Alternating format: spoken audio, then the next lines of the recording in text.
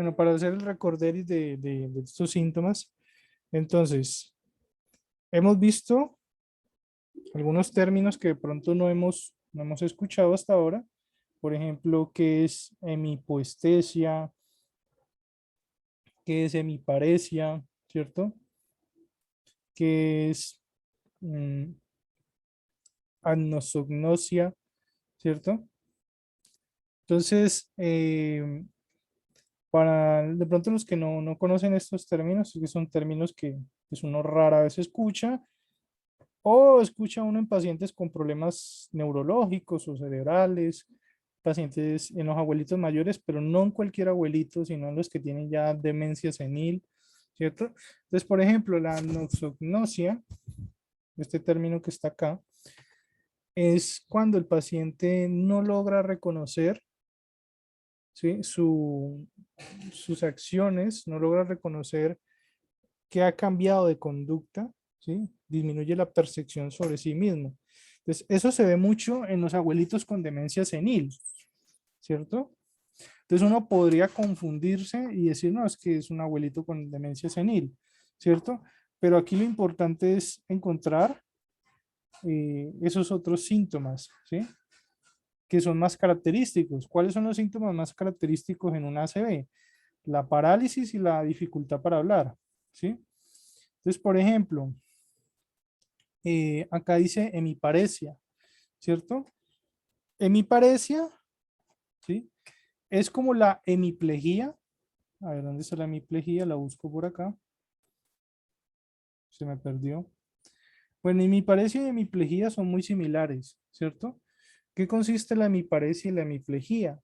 Consiste en parálisis, ¿cierto? El paciente pierde el control o definitivamente está completamente paralizado de ese lado. Generalmente, cuando aparece la hemiparesia, la lesión, el daño, realmente el daño está del lado contrario, ¿sí? Es decir, si el paciente tiene hemiparesia del lado izquierdo, la lesión en el cerebro está del lado derecho, ¿sí? Si el paciente tiene hemiparesia del lado derecho, pues el daño o la lesión cerebral está del lado izquierdo. Porque nosotros tenemos los cables cruzados, por así decirlo. Pues el cerebro funciona así, ¿sí? El cerebro tiene inervación del lado contrario. Entonces, si hay una lesión de un lado, tú ves una parálisis, una pérdida del control o de los movimientos voluntarios de un lado del cuerpo, pues lo más seguro es que la lesión esté en el lado contrario, ¿sí? Y esto aplica para la hemiparesia, ¿sí? La hemiplegia, por acá estaba escrito hemiplegia, que se me hizo. Hemiplegia, esta que está acá. La hemiplegia es similar a la hemiparesia, pero la hemiplegia es más grave, ¿sí? La hemiplegia es más grave que la hemiparesia, a pesar de que los dos parecen iguales, ¿no? Esto es como cuando yo les decía a ustedes, suenan igual, parecen igual, pero no es igual, ¿cierto? En otras clases, en otros temas, yo les he dicho muchas veces que a veces hay términos que se parecen y sus definiciones también se parecen, pero no es lo mismo, ¿cierto? Entonces, la hemiparesia y la hemiplegia suenan como igual y de hecho tienen características muy similares, pero no es lo mismo, ¿sí? Porque en la hemiparesia generalmente no abarca todo, no abarca todo el cuerpo, mientras que en la hemiplegia sí puede abarcar todo el cuerpo, ¿sí? O toda una extremidad completa, ¿ya? Y si viene acompañada de este otro síntoma, hemianestesia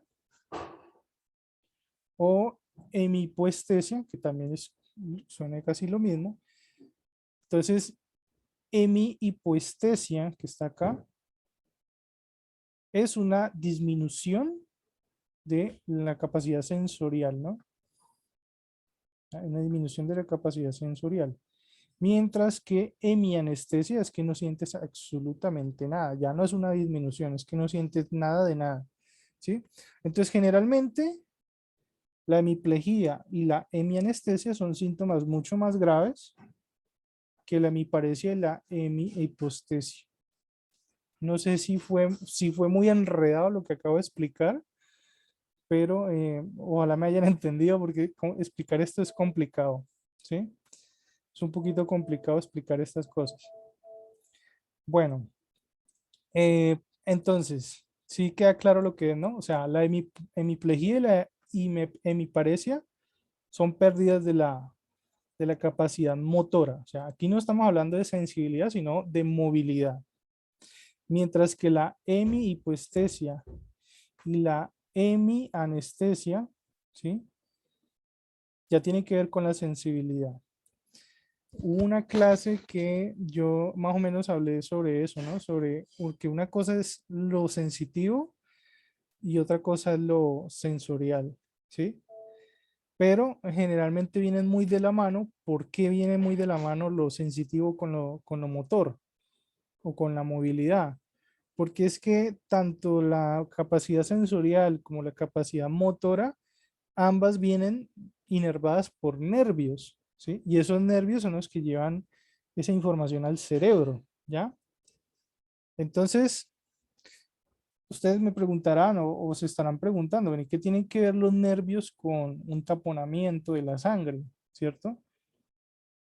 Pues el cerebro es donde va a parar toda esa información, ¿no? Toda esa información recogida por los nervios, ¿sí? Él recibe toda esta información es por los nervios. Y asimismo, él manda información hacia los nervios también, ¿sí? Recibe y da. Recibe información sensorial, ¿cierto? La sensibilidad. Por ejemplo, si una abeja te pica o alguien te da un pellizco, esa información del dolor va a viajar por todos los nervios hasta llegar al cerebro. Y eso lo hace en milisegundos, ¿cierto? Así de rápido es. Y lo mismo, la información del cerebro que va hacia afuera es la motora, ¿cierto? El cerebro manda la orden de mover el brazo y lleva esa información a través de los nervios, ¿sí? Los nervios llegan al músculo y le ordenan al brazo moverse. Cuando tú le ordenas desde tu cerebro que se levante el brazo, lo estás haciendo por medio del cerebro y el cerebro a los nervios, ¿cierto? Obviamente eso pasa primero por la columna vertebral. Por eso también cuando hay una lesión, un daño en la columna vertebral, a veces puede haber parálisis o puede haber pérdida de la sensibilidad. Si no, pregúntenle a alguien que haya recibido un balazo o una puñalada en una vértebra cervical. Aunque si es muy arriba, esto también lo expliqué, si es muy arriba en las primeras cervicales, lo más probable es que el paciente no sobreviva, ¿sí? Generalmente es después de las últimas cervicales y las primeras torácicas. Si el paciente recibe una lesión importante, puede quedar paralizado del cuello para abajo, ¿sí? Completamente paralizado, ¿ya? Entonces, hasta ahí con lo de los nervios. Ahora, ¿qué tiene que ver eso con un taponamiento o con una hemorragia de sangre arriba? Pues claro, es que si el cerebro no le llega oxígeno, ¿sí? A través de la sangre, pues el cerebro se empieza a morir, ¿sí? Y si el cerebro se empieza a morir, pues ya no va a recibir ni a mandar señal tampoco, ni recibe ni manda, porque esa parte del cerebro está muerta, ¿cierto? O está adormecida. Entonces, por eso se manifiesta en estos síntomas que estamos viendo acá, hemiparesia, hemiplegia, hemianestesia, ¿cierto? Porque el cerebro ya ni recibe ni manda. Entonces, por eso lo vemos así, ¿sí? Por eso lo vemos así. Y acá nos dice que si puede haber daño bilateral, o sea, daño en ambos lados, o sea, tanto en el lado derecho como en el lado izquierdo del cerebro, puede haber una especie de ceguera, ¿sí? Bueno, obviamente hay otros términos que de pronto ustedes no han visto, no conocen, ¿sí? Por ejemplo, a ver, acá dice, bueno, este ya lo dije, hemiannosia homónima contralateral. Entonces, cuando sean términos así nuevos, pues no duden en buscarlo, ¿no? Hemiannosia homónima contralateral. Entonces, aquí nos está diciendo que, como el nombre le dice contralateral, pues hay una lesión del lado contrario, ¿sí? Similar a lo que ya les he explicado, ¿cierto? de una hemianopsia contralateral. Busquémoslo aquí rápido.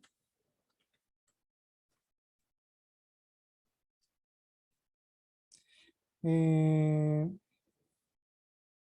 sí, es de la visión.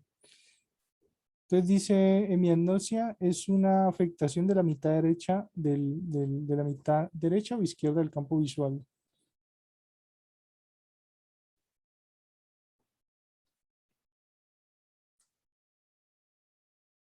Se me fue.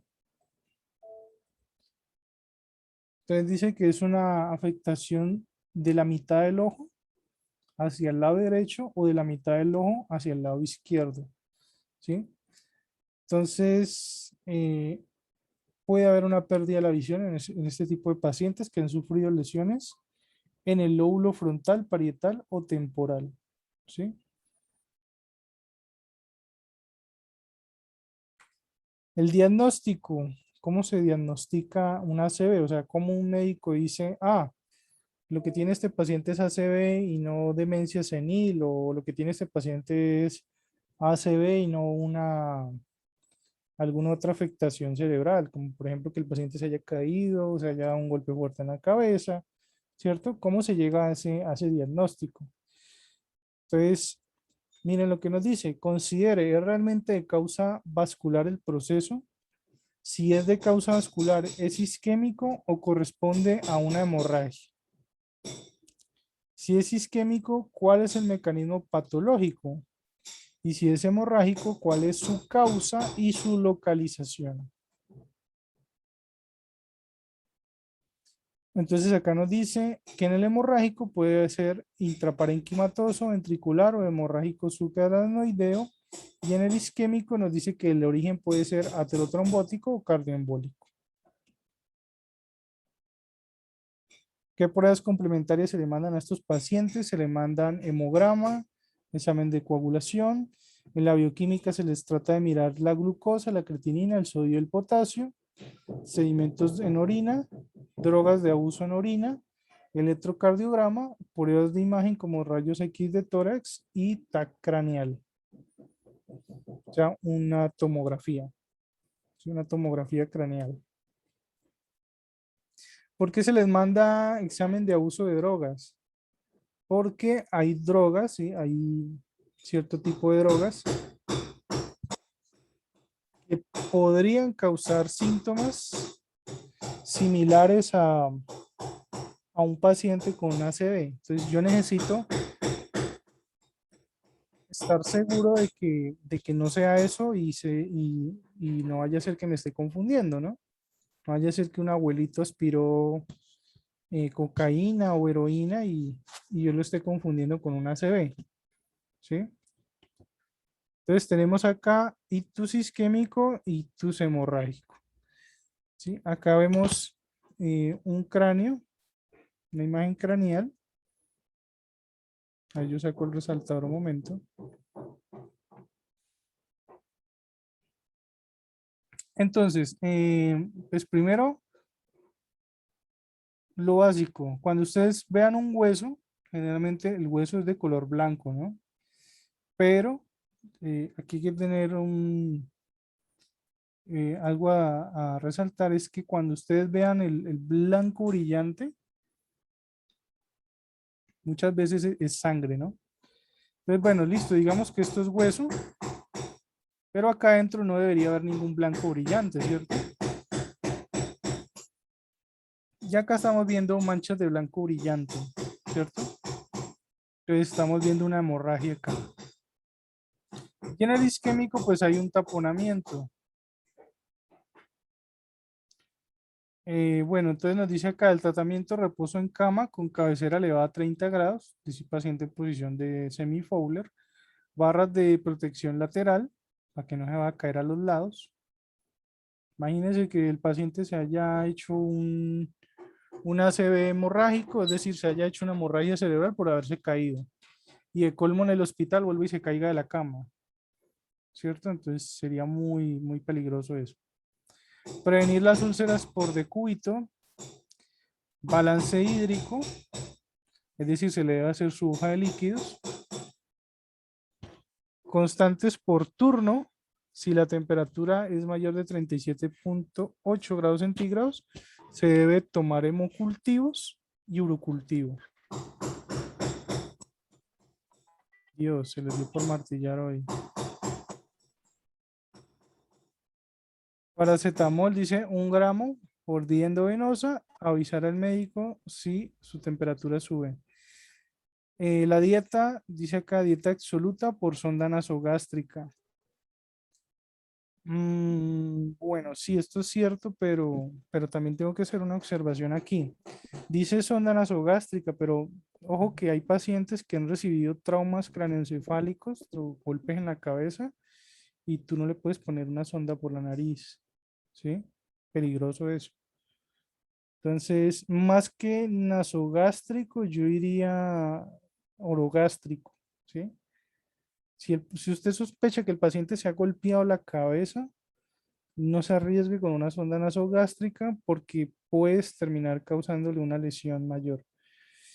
Sueroterapia, es decir, pasarle suero por vena. Entonces dice acá, evitar sueros glucosados. ¿Cuáles son sueros glucosados? Pues es decir, sueros que tengan glucosa. ¿Qué suero tiene glucosa? Pues la destroza. Entonces evitar la destroza. Más bien solución salina o lactato Ringer, ¿cierto? Si el paciente es diabético, hay que tomarle glucosa capilar cada 6 horas, es decir, el pinchazo en el dedo cada 6 horas. Oxigenoterapia si el paciente está desaturándose. Menos de 94% nos dice acá. Hipertensión arterial. Entonces puede haber hipertensión arterial, sobre todo en el paciente que tuvo ACV tipo hemorrágico, ¿no? Entonces, acá vemos que dice TAS y TAT, ¿no? TAS es presión arterial sistólica y TAT sería tensión arterial diastólica. Entonces nos dice acá, pueden haber ictus isquémicos, sobre todo en pacientes con más de 220 mililitros de mercurio en la sistólica y 120, mayores de 120 en la diastólica. En los hemorrágicos nos dice que puede haber tensión arterial sistólica mayor a 180 y tensión arterial diastólica mayor a 110. En ambos casos está altísima, o sea, tanto en el isquémico como en el hemorrágico, nos dice que puede haber una presión arterial muy, muy alta en este tipo de pacientes.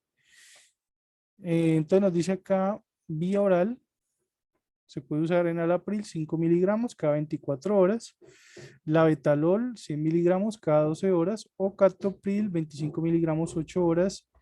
Este casi no se usa, entonces ni lo menciono. Por vía endovenosa, labetalol 20 miligramos, ¿sí? Máximo 100 miligramos y se pasa 5 minutos. Este tampoco es muy usado. Antiedema cerebral, o sea, si el paciente tiene edema cerebral, entonces nos dice acá manitol, 1 gramo por kilogramo, dosis única, repetir cada 6 horas. Desametasona, 8 miligramos, 4 miligramos cada 6 horas. Y pacientes con hiperventilación mecánica nos dice que son pacientes con una PCO2 de 28-35.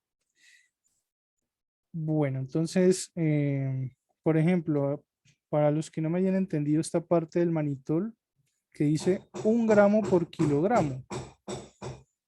Cuando dice 1 gramo por kilogramo, que se refiere que se le va a dar 1 gramo por cada kilo del paciente, ¿sí? Entonces, por ejemplo, el paciente pesa 80 kilos. ¿Cuántos gramos serían? Sería 80 gramos. Aunque estoy dudando un poco con esto del gramo. No estoy seguro si es 1 gramo o es 1 miligramo. Porque 1 gramo ya es mucho. 1 gramo son 1000 miligramos. Bueno, pero es más o menos para que ustedes entiendan esta parte. Cuando ustedes ven una fórmula de un medicamento que diga más o menos así, simplemente ustedes multiplican el número por el número de kilos del paciente, ¿sí? Obviamente, para yo saber eso, tengo que conocer el peso del paciente, ¿sí? Entonces, Toca pesarlos.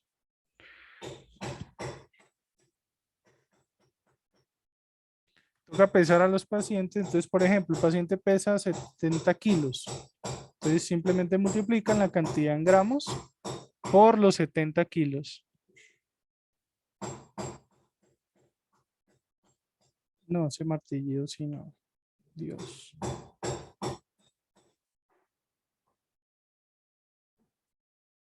Pero en un momento yo intento a ver si, si me respetan el espacio un momento, porque es que así es muy, muy berraco.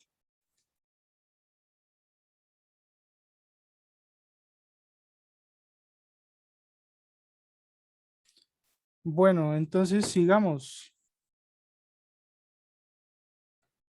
Medicamentos antiagregantes plaquetarios. Tenemos el ácido acetil salicílico, que es la misma aspirina.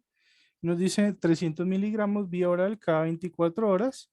Y también está el clopidogrel, 75 miligramos vía oral cada 24 horas. Esto sobre todo en el que ha tenido un ACV em, tipo trombótico, ¿no? Es decir, un isquémico. Si no, tuve que pedir que pausaran un momentico el martilleo porque no nos dejaban dar clase. La anticoagulación es más que todo profiláctica, es decir, es más que todo para prevenir en el tipo isquémico. Ojo, ojo aquí porque es para el tipo isquémico. No es que le vamos a dar anticoagulante al que tuvo ACV tipo hemorrágico, ¿no? Porque en el ACV tipo hemorrágico hay sangrado, hay hemorragia, ¿cierto? Pues si le damos anticoagulante, lo único que estamos haciendo es empeorarle la hemorragia. Entonces, he ahí la importancia de saber, identificar y reconocer cuándo es hemorrágico y cuándo es isquémico. ¿Ya? Entonces, miremos acá, tenemos la enoxaparina de 40 miligramos, ¿sí? O de 20 miligramos. Y esta SC que dice acá se refiere a subcutánea, es decir, se administra por vía subcutánea. ¿Cómo es un medicamento subcutáneo? De pronto ustedes nunca han visto lo de medicamentos, ¿no? Entonces, subcutáneo es un medicamento que se aplica en el tejido debajo de la piel, ¿cierto? Recuerden que hay tres capas de la piel. La última capa, que es la que está debajo de la dermis, ese es el tejido subcutáneo. Es un tejido más o menos grasoso, ¿sí? Entonces, no se pueden usar las mismas jeringas que de pronto ustedes han visto para canalizar una vena, para tomar una muestra de sangre, ¿cierto? Son unas agujas muy, muy chiquiticas, ¿sí? Y esa es la vía subcutánea. Voy a ver si les muestro una imagen rápidamente para que ustedes mismas comparen cómo es una jeringa subcutánea.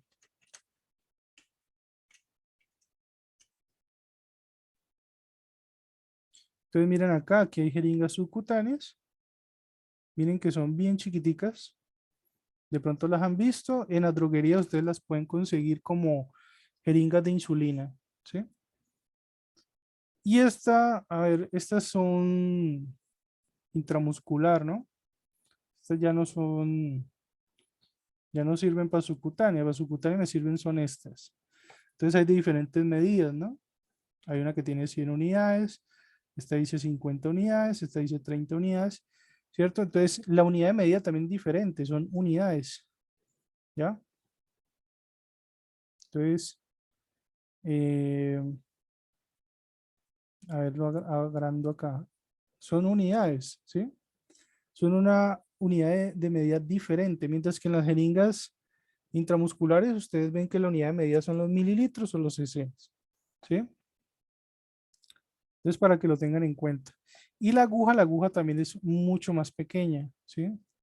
La aguja es mucho más pequeña, mucho más delgadita. Bueno, no voy a abrir eso. Entonces, sigamos acá. Vigilar el nivel de conciencia, agitación psicomotriz, crisis epilépticas. Y cuidados generales, omeprazol y estatinas. Bueno, el código ictus nos dice acá, el procedimiento de actuación prehospitalaria basado en el reconocimiento de un ictus isquémico para realizar tratamiento fibrinolítico e intentar disminuir las secuelas y la mortalidad.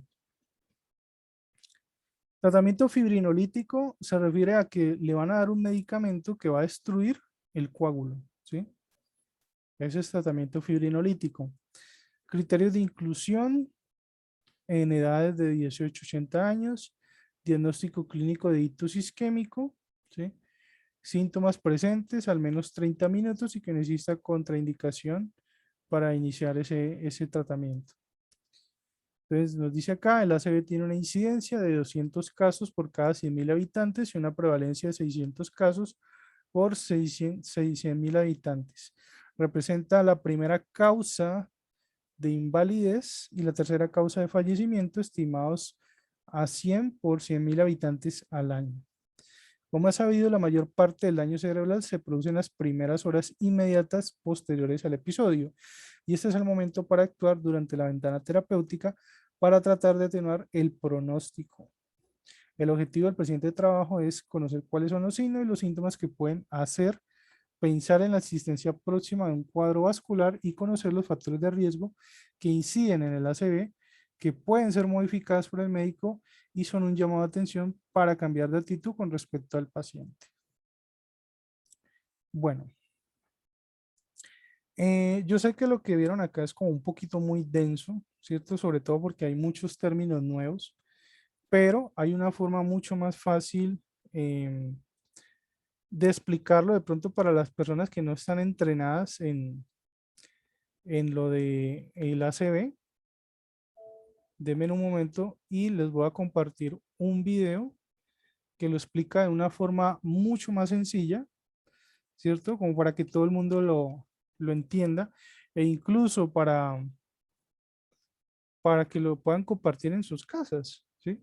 He visto que este tipo de cosas las comparten también por cadenas de WhatsApp, ¿cierto? Entonces, creo que se los voy a mandar por el WhatsApp. Sin embargo, vamos a ver una pequeña explicación de una doctora.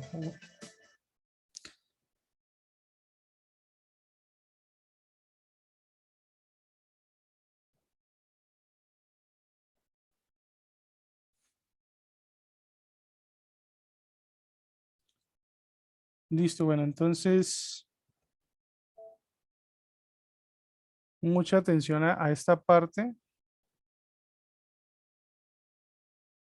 donde ella nos habla de la relación entre hipertensión y accidente cerebrovascular, porque de hecho una de las primeras causas de accidente cerebrovascular de tipo hemorrágico es una hipertensión, sobre todo una hipertensión muy mal controlada.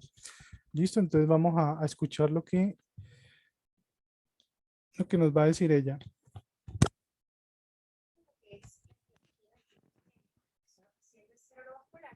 Tenemos el síndrome lacunar.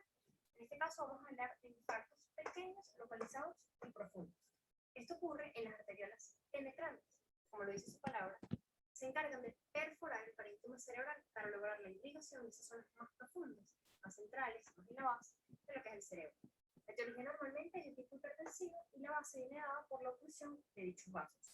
Algo muy importante es que ocurren lesiones isquémicas subcorticales. Y esto se debe a la arteriosclerosis de tipo hipertensiva, a microteromas, a lipohialinosis y a microembolias de tipo arterial o también cardíaco.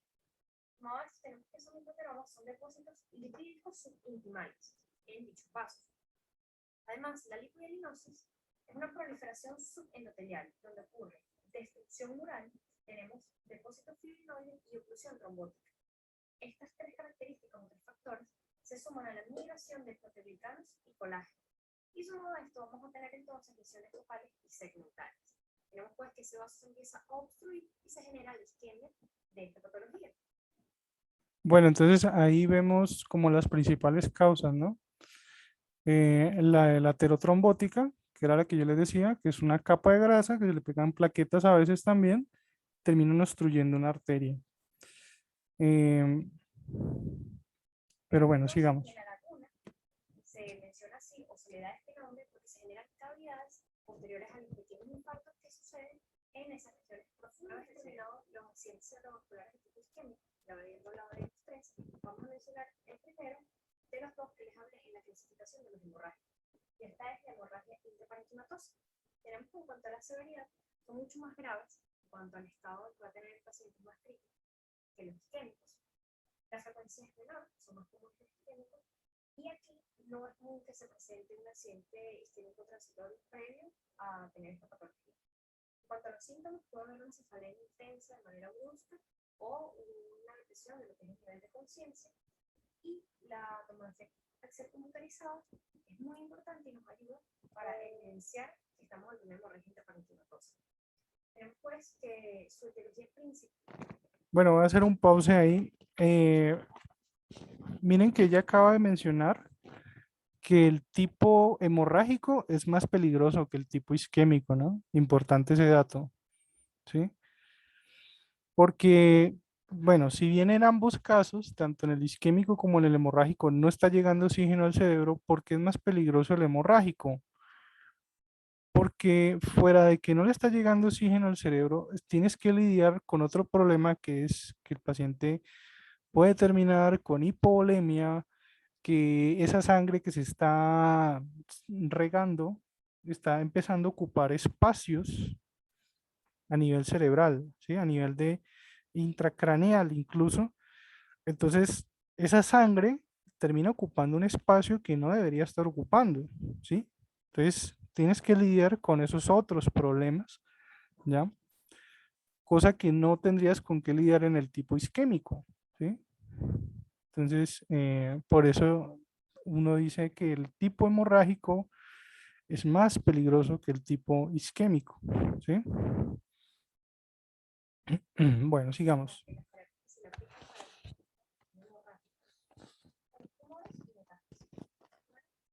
Son dilataciones en la pared arterial. En este caso podemos ver cómo esta pared tiene un grosor normal y esta también, pero justo en la dilatación tenemos una pared más fina. Ocurre un adelgazamiento. Esto se da por la pérdida de elastina. ¿Qué puede generar esto? Aterosclerosis, también el tabaco, el envejecimiento. Además tenemos las malformaciones arteriovenosas. Estos son un conglomerado de vasos defectuosos y más fiables a la ruptura, causando posteriormente hemorragia, en este caso intraparenquimatosa. Y les voy a Bueno, entonces ella ahí hace un pequeño dibujito. Aquí en esta parte ya hace un pequeño dibujito y ella ahí se está refiriendo a cómo se inicia la hemorragia, ¿no? ¿Cómo es que de un momento a otro un abuelito le inicia una hemorragia a nivel cerebral, ¿no? O sea, tiene que haber una explicación, ¿sí? Y la explicación son esta que ya pone acá en el tablero, aneurismas, ¿sí? En en la hemorragia o en el ACV tipo hemorrágico, ¿sí? Generalmente se atribuye que la principal causa es la ruptura de un aneurisma, ¿sí? ¿Qué es una ruptura de un aneurisma? Entonces, como ella lo pone acá en este dibujo, un aneurisma es una malformación de un vaso sanguíneo y él se empieza como a bombar, ¿cierto? Se forma como una especie de bomba y pues tarde o temprano esa bomba puede reventarse. Ella dice que es por una disminución de la elastina, se pierde la elastina y se puede reventar y así se formaría un ACV tipo hemorrágico. mencionar una característica muy importante que son los aneurismas de Charcot-Bouchard. Como ya les mencioné, esas dilataciones que se forman son de manera sacular o fusiforme en este caso. Son microaneurismas o aneurismas biliares, que son muy chicos.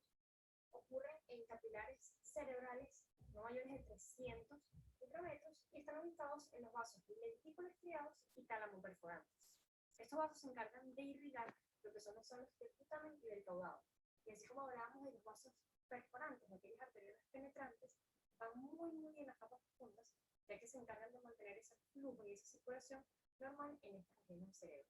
Y bueno, es común que estos aneurismas de un Charcot-Bouchard formen parte de un cuadro de lo que sería la hemorragia intraparenquimatosa. Por último, tenemos la hemorragia subaracnoidea, el segundo tipo dentro de los accidentes cerebrovasculares hemorrágicos. Se da por la invasión o la presencia de sangre en el espacio subaracnoideo, de allí su nombre, debido principalmente a una rotura de un aneurisma intracraneal. En cuanto a la clínica, tenemos principalmente una cefalea de inicio súbito, repentino, muy brusca. Tenemos signos de niños como rigidez brusca, náuseas, vómitos, fotofobia, una depresión, una disminución. Fotofobia se refiere a que la persona no es que tenga miedo a las fotos, no. Fotofobia se refiere a que la persona tiene una, digamos, dificultad para ver lugares iluminados, ¿sí? Entonces le molesta y le fastidia la luz, ¿sí? Eso es fotofobia. Un paciente que la luz le molesta demasiado, ¿sí? Entonces, tengan en cuenta ese signo porque generalmente la fotofobia aparece cuando hay algún problema neurológico. Es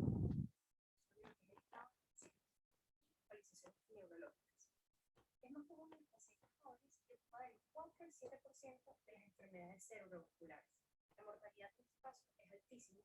La mayoría de los pacientes que no tienen un tratamiento oportuno e inmediato fallecen y los que no quedan con secuelas neurológicas irreversibles. Por ello, el tratamiento y la atención en unidades de cuidados intensivos es fundamental. Eso también me parece muy importante lo que ella está diciendo. Es muy mortal, o sea, la tasa de mortalidad es muy, muy alta, ¿sí? Y si el paciente sobrevive, miren lo que ella dice, puede quedar con secuelas permanentes. Pues, ¿qué es una secuela permanente? Pues que el paciente va a tener una secuela de por vida, ¿sí? ¿Qué tipo de secuelas serían?